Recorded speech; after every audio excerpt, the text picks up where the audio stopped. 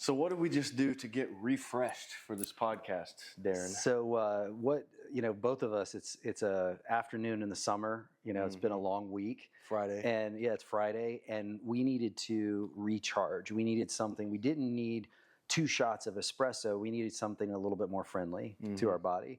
So what we went and did was we stuck our faces in a cold plunge. And the reason why we do that, we have a cold plunge here, and by stimulating those nerves in our face, it creates a cascade of reactions that basically like wakes up the brain. And it's such an easy way to do something to make you feel good. People are always turning to a pill or a powder or some kind of potion instead of something as simple as, you could do this. You could fill a bowl with water and ice and just hold your face in it and create that kind of face cold plunge, as we call it. So that's what we just did. Man, I'm telling you, I was feeling pretty rough before that. Like, you feel in your eyes. Right. It's been a long week, like you said. Yeah, you feel you're wearing it. Yeah. And I know you do the full cold plunge. Yeah. I've done that a little bit, but not on a daily basis like you. Yeah, nor can you do a full cold plunge every time. Sometimes you need something quick. Really? Stick your face in ice cold water and watch how much better you feel and how much more alert you feel. You just feel like you get dialed in. Okay, so before we jump in, talk a little bit more about cold plunges before we do it. Yeah, so cold plunging, obviously cold water has existed from the beginning of time. Nobody invented cold water. But at the end of the day, what they started finding through actual research science was there was a guy named Wim Hof, and Wim Hof is a kind of the father of understanding the science of cold plunging. And his research has just in the last 20 years just sort of grabbed a hold, and people started doing it and recognizing immediately that this cascade of reactions, I keep saying, comes from the liver, and you produce something called cold shock proteins. And those cold shock proteins produce endorphins, and all these dominoes fall when our body responds to cold. And ultimately, we get more dopamine, we feel more focused, we feel this great... This is my favorite phrase when it comes to cold plunging. If there was a pill that existed that made everybody feel for 2 hours the way that a cold plunge does, everybody would take it. If it's just one of those things, like, why wouldn't you want to feel this way? And so while there's all kinds of anti-inflammatory benefits and fat burning benefits, and you sleep better at night, it helps with testosterone, ultimately the psychological is worth it in and of itself. I just love how I feel when I cold plunge. That's why we have one here. And like I was telling you earlier, just dipping your face in it sometimes is enough. But obviously I like to go up to about here. I do about 3 or 4 minutes, and it's life-changing in terms of like just improving your life quality. I mean, and from a longevity standpoint, anti-aging standpoint, I've been a naturopath for 23 years. It's one of my favorite modalities to kind of make its way into the scene.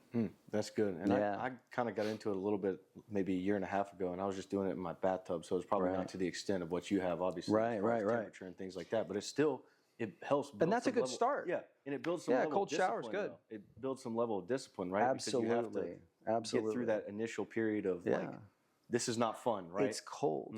And jumping in a cold shower has a ton of benefit to it. It releases those cold shock proteins. So if all you've got is a shower, go for a shower. Do a cold shower. Funny thing about it is I'll jump in 38-degree water and do it for 4 minutes.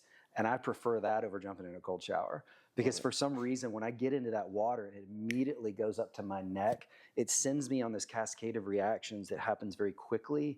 And in a way, it's less traumatic than a cold shower. And now everybody's different. That's the funny thing about cold plunging. Everybody has sort of like a different adaptation experience with it that gets better and better and better. And if I did cold showers on a regular basis, I probably would say they fit into that category for me. But I've just found when I've done cold showers, it was harder work those first 30 seconds than the cold plunge. The cold plunge is just, I like that immediate immersion, and my body goes, I have to adapt. And it's awesome. That's good. Yeah. Well, we're not here to talk about cold plunges. Yeah, it's good though. Still good. It's fresh, like something good happened for you. Yeah, for sure. I feel a lot better than I did before. That's for sure. From you'll be calling or texting me telling me you dip in your face in ice water at home, and I'm gonna get a big bucket. But anyway, so the reason why we got Darren on here, me and him met somewhere towards the beginning of the year, maybe January, February, something like that. But immediately kind of hit it off and have similar beliefs spiritually and mentally. But I want to bring him on today to talk a little bit about his story. And he's got this what would you call it? This project, Living Transformed? The ministry. I mean, I would call it a ministry because it's what I believe God put on my heart to help people is to reach their God-given potential spiritually, emotionally, and physically. That is my God-given, desire is, and the reason why I say it that way is because it's incorporating all three disciplines. It's not just, hey, I want to help people reach their potential. It's no, I want them to physically, emotionally, and spiritually recognize that they are a three-part whole, and that to reach your God-given potential, you need to look at yourself that way. You're not just a spirit. You do have a body. There's great consequence to what you do with your body. So I love, as a naturopath, because that's what I've been doing, like I said, God led me into that. And the name Living Transformed, as I call it, is the name that it worked perfectly for me, because my favorite Bible verse is Romans 12:2. Do not conform any longer to the patterns of this world, but be transformed by the renewing of your mind. So Living Transformed just really was like the perfect name, and the rest is history. So we'll dig into that a little bit more in a minute, but I want to start a little bit with your journey of your relationship with God, how that formed, and when did you know that this was your calling in your life, and some of the things you've experienced. So I'm just going to let you take over and roll it. Yeah. No, my journey started in my mid-20s, and I came from a field that was not related in any way, shape, or form to what I do now, and I was not pursuing a relationship with God. I was, like most people, pursuing career and pursuing money and relationships and all that kind of stuff. And I just had this feeling, I was about 24 years old, where I just knew that if I didn't seek the God part of my life, that we're all going to get older one day. I was going to look back and realize, like, I really missed the boat, and that I knew it was my time, that if there was a God that had a purpose for my life, I owed it to myself, this one life that we live. I owed it to him and to me, obviously, to seek that out. So I started praying. I had a Bible that was given to me when I was 7 years old, and I just started reading it at night. And I started with the Gospels, and then I started reading Proverbs, and then I read Genesis, and just consuming and praying. And it was as if God was standing there just waiting. This is all he wanted from me, was that step of initiation with him. And then once you do that, he's a rewarder of those who diligently or earnestly pursue him. That's it. Yeah. So that was it. And then as soon as that happened, ultimately, he put on my heart that helping people get well, and from a holistic, because I didn't know at that point that my passion was going to be so much like spirit, soul, and body. And then it was just body.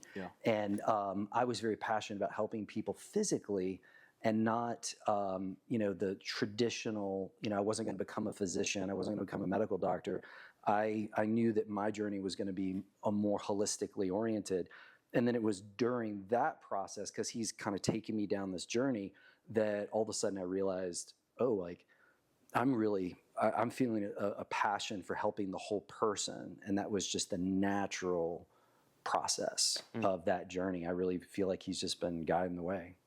So that's why we're here today. It's obviously it's hard to bottle up in a few seconds what's taken, 2001. So, Wow. Been a long time. Wow. I mean, it's basically 23 years of just working with people. And I really feel like that's kind of God's classroom for you, is when you're working with other people, that's where he moves. That's good. It's not like you just sit in some silo and read about God everywhere and it turns you into something that can help people. He wants you moving your feet, and he wants you doing what he made you to do. And then he steps in and he provides all the inspiration and clarity and wisdom and the anointing of those environments where good things happen. That's why I always encourage people. I go, look, if you do the thing God called you to do, he's going to provide the atmosphere. He's going to provide the touch.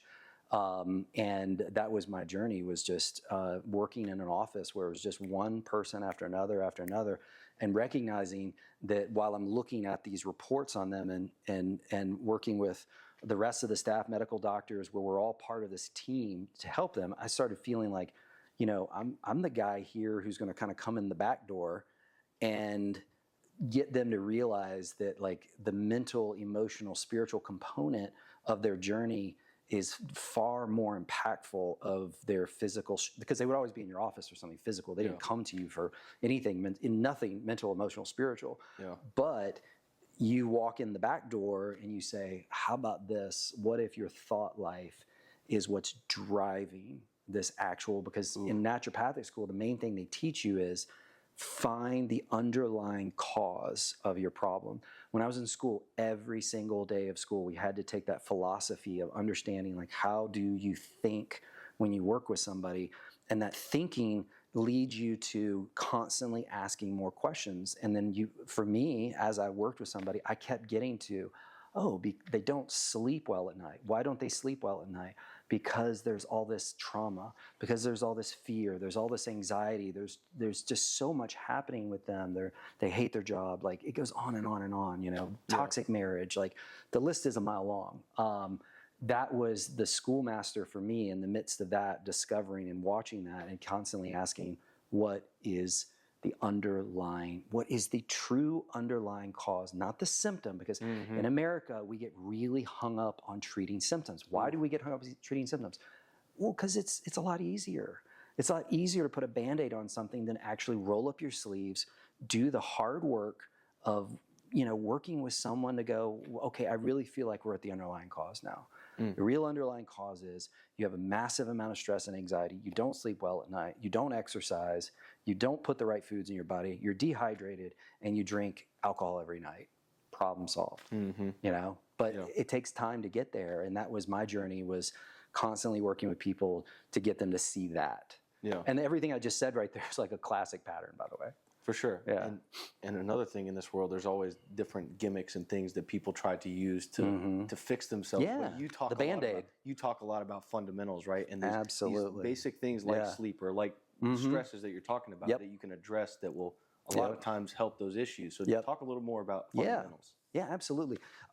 It fits in perfectly. I appreciate you bringing that up. It is, I believe that if we're a three-part whole, spirit, soul, and body, that for each part of who we are, there are absolute non-negotiable fundamentals for every human being that will ever exist. There are certain things that if you're just not doing them, you won't exist. If you try to drive your car without air in the tires, the car won't go anywhere. And if you look at your body as a car in that sense, it's a lot easier to relate to those fundamentals on the physical side. And what's so earth-shattering to me is that we created a system of medicine that didn't really focus on those things. We created a system where it's like, wait a minute, we're not sitting around talking about fundamentals, and it's the fundamentals that make everybody healthy. I tell people, I go, look, if you can get down, resist the desire for this complex solution to your problem. If you can resist that desire and focus on the fundamentals, 8 to 9 times out of 10, the problem will either dramatically improve or resolve itself. So for me, in interviewing people, that was really the path that the Lord led me on, was a path of assessing their fundamentals and saying, like, okay, here's where you're off. And generally speaking, that whole 8 to 9 out of 10 people, there was some form of fundamental that was glaringly off. There was something when you do the right interview with people, you realize, okay, that's your issue right there. And the reports that I would write up for people would just be those things I named earlier, which is you don't need to be drinking alcohol every night. You probably don't need to be drinking alcohol at all if you want to get well. You need to be getting hydrated. You need to sleep better. And you've got to reduce your stress. And you've got to deal with what I call hypervigilance, which is an overexcitable brain that can't settle down, that's constantly protecting itself. Like, you've got to get out of hypervigilance. So that is the fundamental analysis, if you will, that I learned, working with my relationship with God and people, and just analyzing, why would their labs look so bad? Why would their energy be so poor? Why would their weight be so bad? Why is their blood pressure so elevated? You're addressing deficiency, and you're addressing the fundamentals of life. And so I developed an entire lecture series just on teaching. I've spoken, all over the country, basically just on the fundamentals. So how are you uncovering these problems in people? Like, what questions specifically are you asking? Yeah, the key fundamentals, like I've shared a little bit of right now, are focusing on things like, okay, what do you put in your body all day long? Just right out of the gates. Tell me about, I always say to everybody, I go, before you come and see me, take a diary of everything you put in your body on a daily basis. Give me like 2 or 3 days. Like I woke up in the morning, I had a cup of coffee, I had some bacon and eggs, I went to the gym, I had a smoothie, I had, whatever it is. And what I'm looking for in something like an analysis of that is I'm looking for imbalances to where there's way too much sugar in your lifestyle. There's not enough protein. There is not enough micronutrients, like you're not getting any vitamins, minerals, enzymes. All you're doing is just eating empty calories. It's not healthy food that's giving you life. I'm going to look at that fundamentally. And the other one is something like sleep. So, everybody knows you need a good night's sleep. Everybody knows if you're going to do whatever it is you want to do in life, if you want to be your best, you need to sleep. And if you ask people about their sleep, over half of them will tell you that they are not getting the quality of sleep they would like to get. And they will tell you when you really force the issue, there's all kinds of inconsistencies with it. There's waking up in the middle of the night, hard time falling asleep, waking up being tired. So if that's an issue to your question of like evaluating them, okay, let's focus on getting you good sleep and let's focus on why you're not getting good sleep. The other is exercise. You're going to look at exercise and say, what do you do with your body all day long? And like everybody ranks on a scale from the most sedentary person that just sits in front of a TV or computer all day long up to, a workout fanatic. And my goal is to look at where they are and their symptoms and say, do you need to be exercising more? Or do you need, in some cases, to be exercising less? The exercising more is definitely more the preponderance of people that need to be exercising more. But some people that I've seen, I go, you're overtraining. You can't. The reason why you feel, and that I've definitely seen them over the course of my career, is people that need to dial it down. But most people, they're under exercising in terms of they're not doing either enough weight, or they're not doing enough blends of different like movements. It's just one isolated thing, like they just run or they just power lift or it's incorporating multiple disciplines. I've said this a lot in my career. I go, there's a lot of health struggles that you can exercise your way out of them. Ooh. Like you can, with the right temperature of exercise, the right intensity, and the right type of exercise over enough time, it changes your hormones, it changes your energy, it changes how you sleep at night. All of a sudden, somebody who, like, I always tell people they're having issues with sleep, I go, if you're not exercising enough, the sleep thing's not going to get better. You have got to recognize that your body wants to go into deep sleep at night because of the challenges that you have placed on it on a daily basis.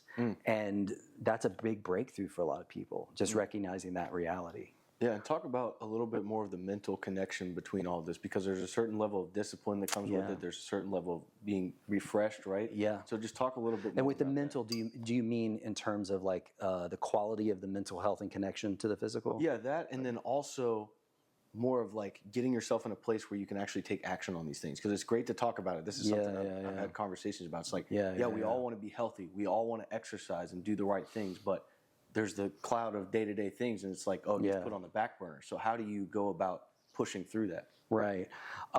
Well, in terms of the mental connection to pulling those levers that need to be pulled, if I'm hearing you right, you like what levers mentally need to be pulled to get over that hump in those areas when we talk about sleep and when we're talking about diet and we're talking about exercise. Am I right? Okay. So with that being said, here's typically what I go through several questions to get to answers in that area. And a lot of times is, number one, when it comes to our lives, every component of our life is ranked somewhere on a scale of immature and childlike to mature. It just the nature, whether you're talking about finances, relationships, lifestyle, habits, disciplines, all that stuff. Most people, and the thing is everybody's different. So I don't want to say most people, but it's a common thing for people to get to this place to where they don't recognize that the way they think about those key components of diet, lifestyle, exercise, sleep, they're still in that sort of childish way of thinking. And that's not meant to sound critical. It's just meant to show them like, hey, like when you were a kid, you got to eat whatever you want because you were a kid. You slept when you felt like it. there's these patterns that were all based on the freedom that childhood gave you. Now that you're an adult, to quote Paul, it's like, when I was a child, I thought like a child. Now that I'm an adult, I need to think like an adult, paraphrasing that, obviously. And it's showing people that there's an immaturity to where they're at, helps them understand, like, yeah, you need to grow up. Like, you've got to grow up in this area. You do need to eat vegetables. You don't get to eat pasta all day long and expect everything to turn out okay. And it's funny because it's true. And the same thing is true also with, I always say, you got to find a why. So for everything that you do, if the why is not strong enough, if the why is not a why that makes you get out of bed in the morning, you won't change. So I'm really big on getting people to write stuff down and say, I want you to envision how important it is that you change in these areas, because all the things you want to become as a spouse, as a friend, as a person in ministry, whatever it is that you're headed to, as important as that is, you need to get so clear on what it is so that you see your lack of, when you're given opportunities to make good choices, if you're not connected to the importance of that why, then you won't feel any pain. It'll always just feel like kind of like a good idea. Hopefully this makes sense. Yeah. And so at the end of the day, I always say, look, find a why, and I'll tell people, depending on their age, if they're a little bit older, like middle-aged or older, I'll say, you need to come up with a why, like not getting sick and dying early and not being around for your family. If you're younger, it's what kind of person do you want to become in your life, and how important is health to becoming that? And do you believe that you can live the way that you're living right now and actually become that person? And as soon as the brain realizes, like, wait, I'm living antithetically to the person I've committed to becoming, that why becomes strong enough. And I've said to people over the years as well, I've said, I say this with tremendous respect to you, but you're not sick enough yet. And that's not meant to be antagonistic to them. It's just that, like, they're in my office because they're dissatisfied with how they feel, but they haven't made that connection of, like, I cannot be this way anymore. There has to be that tremendous why of dissatisfaction that just hits it home for them. Because every day, I always say, when you wake up in the morning, the closest food, the easiest thing to get, the easiest way is always going to be the most tempting, because you've got so many things distracting you. You got emails to send, you got kids screaming, whatever. You're always going to default to the easiest until you've created a plan, attached a why to it, and committed to 8 weeks of just saying, for these next 8 weeks, I'm committed to this being who, and we're pivoting a little here towards identity. What is my identity? And almost 100%, and for the people listening to us right now, I don't want you to miss this. Almost 100% of the people who I see fail to get where they want to go, it's because of identity. Is that they're still identifying as this old version of themselves, and their choices are magnified through this identity that's not the right identity. The identity comes first. Everybody thinks, I'm going to change and then I'll be this, great thing. No, you need to choose to become that thing, and all those habits and all those choices and all those great things that make, they're a part of that person, that they follow that. So at the end of the day, it's a journey of identity, and it's a journey of accepting, believing, and most importantly, to confessing with your mouth, I am healthy. I am a person with a good attitude. I am someone who makes healthy choices. I go to bed at the right time. I eat healthy. And then all of a sudden, guess what happens? Your brain begins to believe it. That's how it works. But it starts with that choice, and it starts with this, like, fundamental identity shift. And it's a beautiful thing to watch. I mean, when somebody's identity changes, it's the most rewarding thing in the world. And I think this is a great point to pivot into spiritual a little bit, because where does your identity come from, right? Correct. So let me ask you that question. Where does your identity come from? Well, fundamentally, my identity is in Jesus Christ, that his work on the cross for me. And it can't be just his work on the cross. It's his work on the cross for me. That he did it for if I was the only person on earth, he did it for me. My identity is in that redemptive restoring work that he did.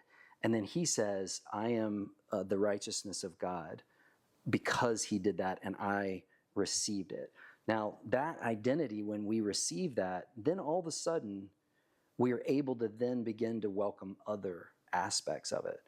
I identify as someone who is learning wisdom. I identify as somebody who seeks truth to live in truth and wisdom.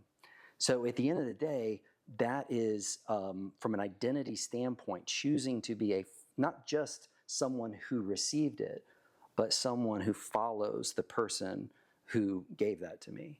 So I received him, I follow him, and those attributes and things that trickle down to me through that is my identity. And here's the good news.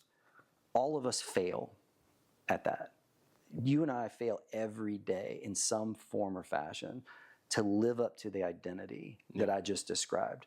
But the good news is that like we always have that corrective spirit inside of us.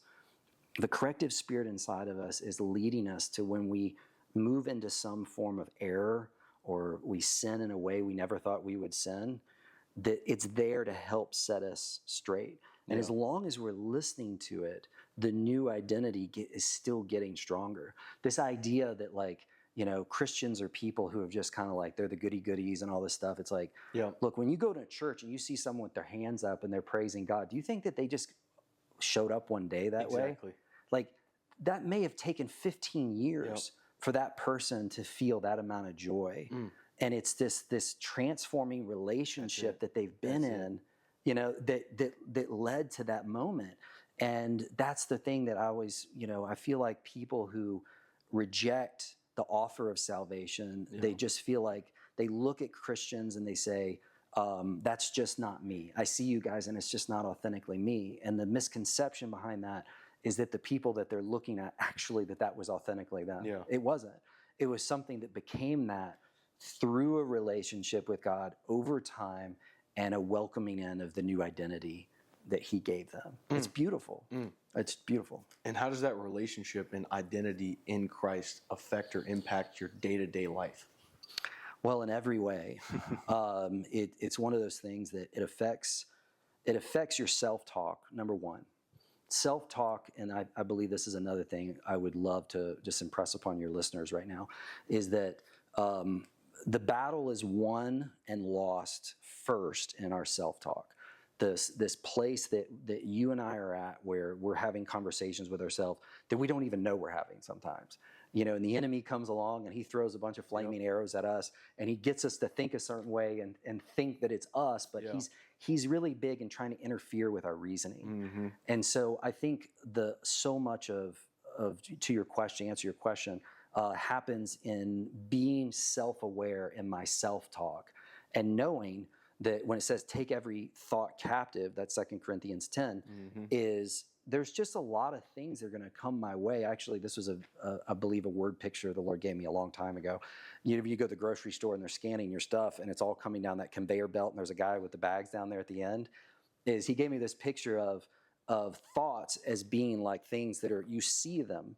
They're coming down the conveyor belt at you. And you have a choice between two bags. You have the bag that you take home, and it's yours, and then you have the trash. And when he showed me that vision, I would notice that this was a really transformative time in my life. I was just saying no, and he taught me also the power of the vocal aspect, that there's a great power in the spiritual realm of my voice. My voice is very significant. Your voice is very significant. And just saying no and yes, those are incredibly profound words, no and yes. And when you're standing at a conveyor belt and one thought and suggestion and belief and all the condemnation and accusation and lies are coming at you, you just say no to the ones that clearly God has given you the strength to say, that's a no. No. And you know, there are times where the enemy is very persistent and you'll just be saying no for a few.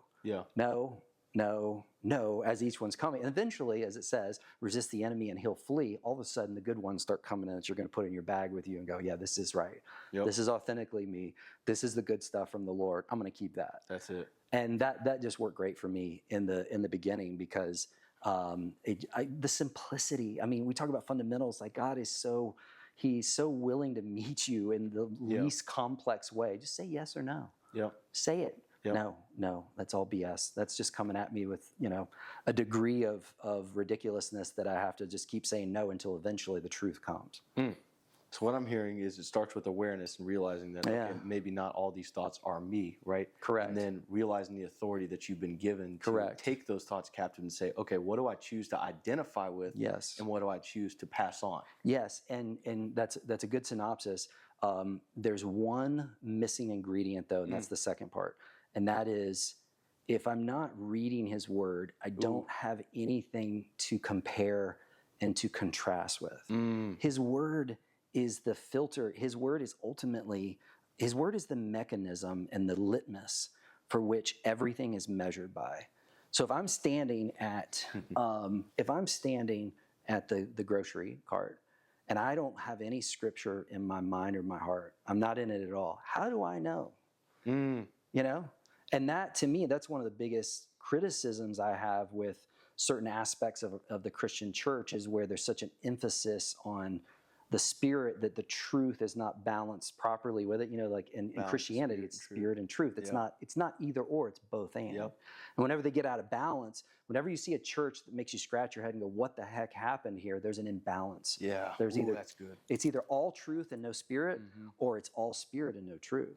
And I've been around a lot of the all spirit and no truth ones, to where it's like, wait, time out a minute. We need to be in the word, and we need to be able to quote and understand God's word in comparison to what is happening to us, so that we know it's like that's his voice to us. His voice is sitting there. He will literally quote scripture to us because he knows we've read it. And it's the perfect way of measuring our circumstances. So it's self-talk, to what you said. Truth is being constantly implanted in me, so I have a means to understand and discern what's happening. Yep, and it's an ongoing battle, right? The enemy may flee from you every day, but he knows the right time to come poke at you. Absolutely. And all he's trying to do is poke you in your flesh once, and then you start going down this rabbit trail, right? Totally. So how do you go about maintaining that? That's prayer. Weekly, monthly, yearly basis, right? I'm with you, man. The prayer and fellowship is such a. We're back at fundamentals right now. The prayer and my relationship with God and your relationship with God is where all the magic is. Not all the magic. That's where like the core of the magic is happening. We are anchored in our. God is always about like, do you know me? He wants to be in relationship with you, and he wants to be in relationship with me, and we are anchored to him through prayer. Then we're anchored to him through fellowship with other believers. There's also this emphasis that like, it's a lie to think I can go be a Christian, transforming myself and doing all this thing by myself. I need to be praying with you. I need to be confessing my struggles and my sins to you. This is all scripture.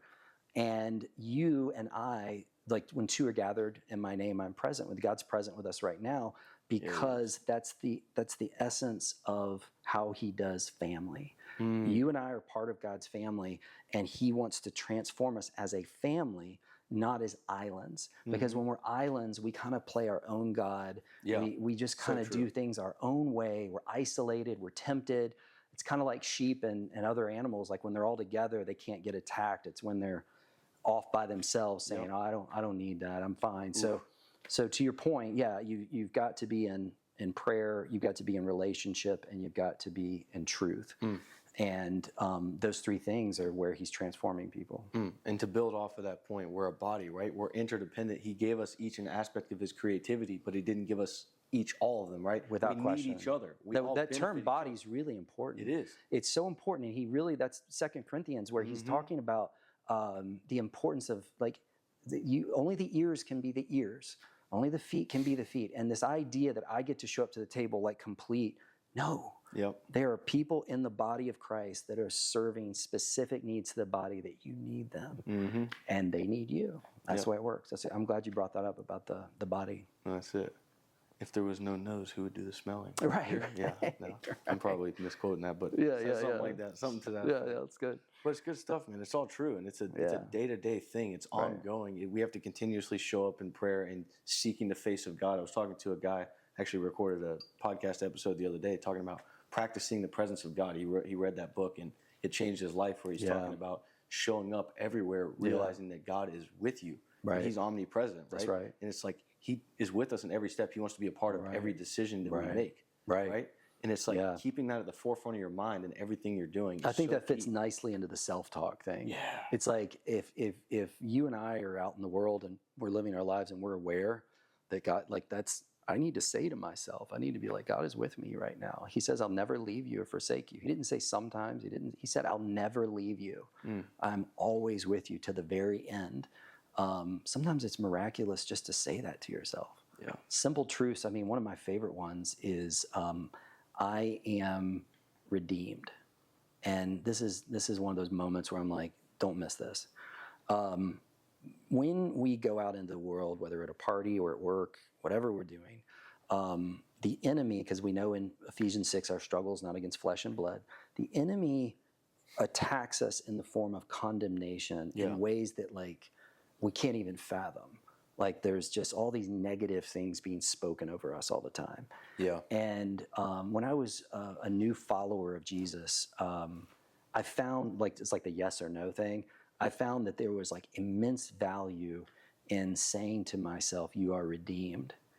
And how different I felt when I was interacting with people. I was less insecure. I was more like content. And it's funny because I don't walk around thinking that. I don't walk around thinking like that the fact that I am redeemed is that's kind of like what I needed to hear. Yeah. I don't think that way. But for some reason, when I hear it, there's this sense of like security that comes in that. Oof. And the shame the guilt and all the things that every human soul subconsciously deals with. Subconsciously, they deal with this.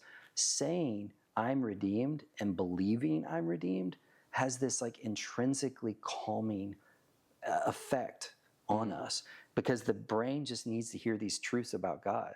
And so for me, as a single man in his 20s, just saying to myself, I am redeemed, all of a sudden when I'm interacting with social and situations and it feels tense and everybody's insecurities are kind of banging off of each other, they're just like ping pong insecurity. Everybody's talking loud, everybody's talking fast, everybody's trying not to look stupid. So true. And then you're like, I'm redeemed.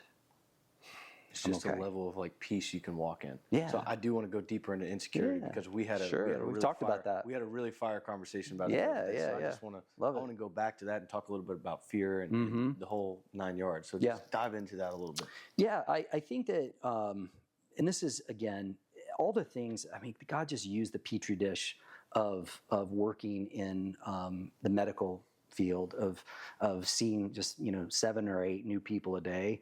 The observations that you glean from that, it's like you just see one human soul after another, and kind of everybody ranks on a scale of like highly insecure to secure. Yeah. Everybody has some insecurities. I mean, no matter how secure you are, you're human on this side of the eternity. There's insecurities that come with that.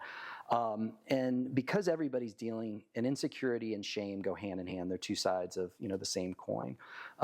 That we're all born insecure, and the amount of love, needs, and affirmations that we experience in our childhood really has a great effect on our insecurity.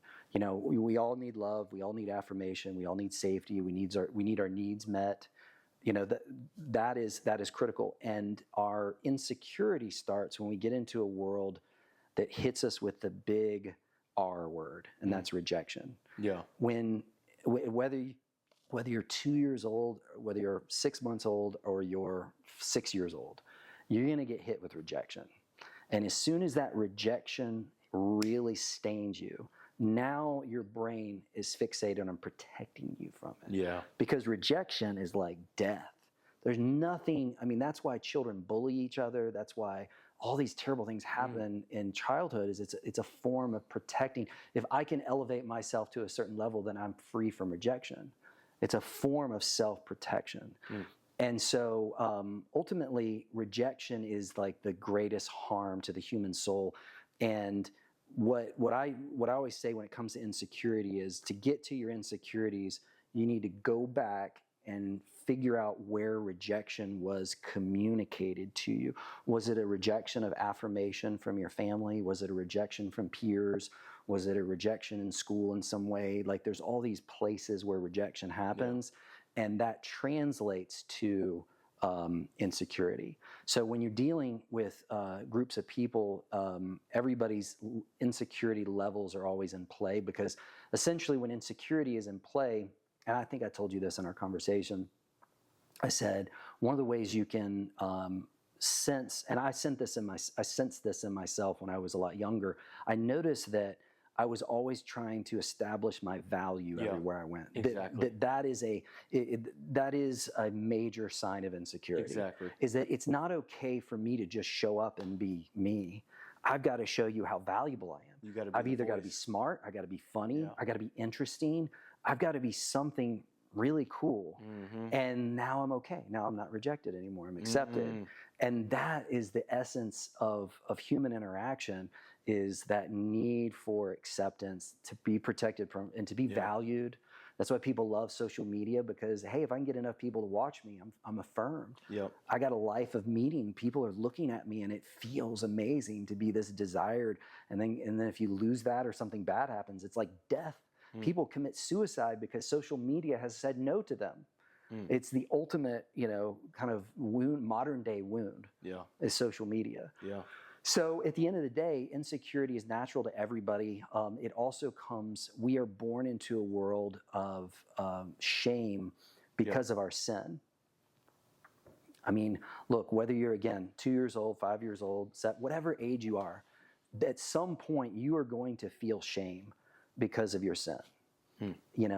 And bad things happen to young people, and that's why, I believe Jesus says better for a millstone to be tied around their neck and thrown in the ocean than to harm a little one, because the amount of shame and damage that sin has on the mind of an innocent child. So at the end of the day, that whole issue of recognizing that I, as a human being on fallen planet Earth, have shame. I don't want to be rejected. I want to be accepted. The human brain is always trying to work that out. It's trying to solve that. It's trying to solve that in the form of who accepts me, who loves me, and I want to be around that. And I want to protect myself from all the entities out there that are there to take a stab at me. And so security is basically working all that out. And I'm saying a relationship with God, His acceptance, His redemption is unique to you. You have received it. You are now receiving fundamental truth about you that is so much better than anything anybody else could give you. And you take that better. And then guess what? Now you're the secure person that is making friends easier and getting along with the world better, because the God who made you and them says you're okay. And He says, I love you. And He says, like, I'm going to do everything for your good and my glory. Is that God? Isn't that cool? That's exactly the situation that I went through, because growing up, I was looked down on because of certain things, and I believed it, right? And then I went through this period of trying to prove everybody wrong. I needed to make money. I needed to do this. Something to prove it wrong. Until I had an encounter with the Lord, and He told me who He said I was. I was His son, and it wasn't by the works that I've done. And then now you said something very profound one time that stood out to me. And it was talking about you can be in a room and you cannot say anything. Sometimes you're the quietest voice in the room. But you're just so secure in who you are. And that's the level that God has brought me to. But it took time, and it took me realizing that I am His son, and I don't have to prove anything to anybody else, because He already told me who He said I was. Well said. Yeah, no, it's the security of I don't need that. I am not here to establish my value. And the cool thing about the way the world works is people will pick up on that. They don't, if you sit in a room full of people at a party and you are secure in who you are, that people pick up on that. This isn't new age to say, like, energy is something everybody's feeling. And people sense each other's anxiety. They sense everybody's, like, I remember I was saying earlier, everybody's talking loud, everybody's trying to be funny. People are laughing excessively to things that aren't that funny. All this stuff is happening as a response to insecurity. Now you come in and you say, man, I'm just good. Who can I love on here? I'm just happy to be here. Man, that's it. And it takes that energy off of yourself. Like God's love is manifested through this, like, my energy is now devoted to other people instead of devoted to how you see me. It's devoted to loving and accepting you with the love and acceptance that I've received. and you go home happy. And you've been loving on people all night. Oh, man, my gosh, this is great. The God is so good. Look what he's doing, I'm telling you. It is so fulfilling, too. And it's taking that attention off yourself and saying, look, this is something I talk about all the time with how God brings people together. And I truly believe everybody he puts in your path, he puts for a reason. It's like, take that attention off yourself and figure out why God has brought you together. And figure out how you're supposed to serve that person. And seriously, that mentality has changed everything for me. I believe it. Yeah, no, it at the end of the day, there's nothing more depressing than a mind that is devoted to itself all the time. Yeah. I've experienced through my work a lot of people with severe depression, and depression in a way that like you feel like you just can't help them. And it's not that they're uncurable. I believe everybody's curable, but their minds are fixated on fixing their needs. Yeah. And I can't stress this enough. To anybody listening, to anybody following along with us right now, if you feel that way, if you feel like you're in a dark place, if you feel like you can't figure you out, go serve other people and focus on meeting their needs. Get that energy off of you. Wow. Because it's toxic and it's so hard to get out of it. I've been there. I know what that feels like, where it's like, doggone it, I just can't get out of this depressive cycle. Yeah. It's like, okay, I need you to wake up, pray for people, and go volunteer and figure out ways to serve people and get that energy and that fixation off of you. Your energy needs to be devoted to God in prayer and other people, and it'll work itself out. It's service to other people. My gosh, not too much self-disclosure here. I went through a very challenging period of my faith about 17 years ago, and I remember just feeling like I couldn't break it off of me. And the main thing that happened to me during that period was just getting to work and getting busy and focusing not on the solution, but on being so immersed in the presence and the activity of God that my brain couldn't focus on all the dark things that weren't resolved yet. It was just like, oh, okay, cool. I'm doing all these things. Now all of a sudden the darkness is just kind of fading away. There wasn't like a moment where, and the darkness went away one day when I was praying with this guy. It was suddenly, it just wasn't kind of that strong anymore. Keep moving your feet, keep obeying God, keep praying for people, keep that energy focused, and God's going to work it out in you. Wow, it's wild that you just went right into that, because I was about to ask your advice for people that feel like they're stuck in that rut, but I feel like you just answered it. Yeah. Perfectly. One thing I want to add to that. Sure. And this is another, I believe, an important factor in that. So everything I just said is true. When you're in a rut, I always say, focus on what you can control and not what you can't control. When Darren, our hunter, is in a rut, we can't just like fix ourselves in the moment, but there are things that we do have control over. So if you're in a mental, emotional, spiritual rut, what you do have control over first and foremost is prayer. You can fast, and you can be in devotion. You can do these fundamental things that you have control over. But the interesting thing too is the body, because we are a three-part whole, focus on things you can do positively for your body. Because there's something about like really fanning into flame health and exercise and sleep and all those kind of things that spills intrinsically over into mental, emotional, spiritual. So in the same, I always say the reverse is true too. So the reverse is you're going through a physical rut. Well, focus on really fanning and inflaming your mental, emotional, spiritual health, because you may not be able to fix your, fill in the blank health problem, whether it's as serious as cancer, as minor as digestive problems. Focus on the mental, emotional, spiritual, and it's really cool because the mental, the spiritual, the emotional, and the physical are all feeding and affecting each other. They're interrelated to each other. So that's something I really feel like the Lord revealed to me, was the essence of you wouldn't think of it that way. If you were describing to me a tough time you were going through and we were talking about it, and I said, make sure you're going to the gym today. Make sure you get a good night's sleep tonight. Make sure you're eating healthy. Make sure you're, like fill in the blank, whatever it is. Don't make sure you're not drinking alcohol right now. The physical plays a part in it. The physical, you are a three-part whole, and it's so important to treat all three. And you never know. Sometimes, like that was the difference maker while we were going through a bad season. You know, I think that's so cool. Man, well, you just tied it all together, and I think that's probably a good spot to wrap it up. But I really appreciate you coming on and sharing. Yeah, man, it was great to talk to you. We'll keep talking. Hunter and I are going to keep talking about life together. Yeah, absolutely. We'll do it again. Right on. Love you, man. Yeah, love you, man.